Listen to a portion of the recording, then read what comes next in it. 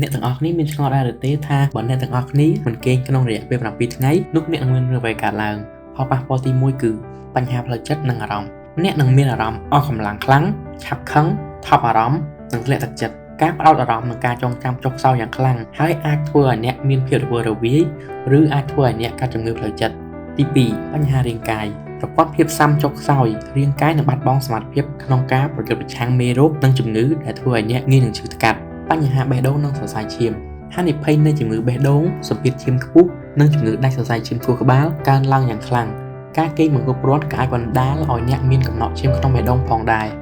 បញ្ហាមេតាបូលីកកម្រិតជាតិស្ករក្នុងឈាមអាចកើនឡើងបង្កើនហានិភ័យនៃជំងឺទឹកនោមផ្អែមប្រភេទ2ការរំលាយអាហារក៏នឹងចុកខ្សោយដែរដែលអាចនាំឲ្យអ្នកឡើងធ្ងន់បញ្ហាប្រព័ន្ធប្រសាទប្រតិកម្មនឹងយឺតយ៉ាវនិងការសម្រេចចិត្តមិនល្អផងដែរអាចមានបញ្ហាជាមួយនឹងការឃើញដូចជាភ្នែកព្រិលឬឃើញស្រមោលស្បែកចុកខ្សោយកម្រិតអរម៉ូននឹងកើនឡើងដែលធ្វើឲ្យស្បែកឆាប់ជ្រីជ្រួញនិងខូចហើយចំណុចទី3គឺគ្រោះថ្នាក់ការមិនគេងយូរអាចនាំឲ្យបាត់បង់ស្មារតីមួយផ្លែតដែលបង្កើនហានិភ័យនៃគ្រោះថ្នាក់ជាពិសេសពេលបើកបរឬការងារដែលត្រូវការប្រុងប្រយ័ត្នខ្ពស់ដូចជាវិស្វករឬក៏កម្មករដែលកាន់គ្រឿងចក្រធុនធ្ងន់ចំណុចទី4អាចបណ្ដាលឲ្យស្លាប់ទោះបីជាការដាច់ដំណេកសុទ្ធសាធមិនមែនជាមូលហេតុនៃការស្លាប់ក៏ដោយក៏ផលវិបាកសុខភាពធ្ងន់ធ្ងរដែលកើតចេញពីវាអាចគំរាមកំហែងដល់អាយុជីវិតបានករណីខ្លះការដាច់ដំណេកខ្លាំងអាចនាំឲ្យមានជំងឺខ្វិនឬដាច់សរសៃឈាមខួរក្បាលសរុបមកការមិនគេងរយៈពេល7ថ្ងៃ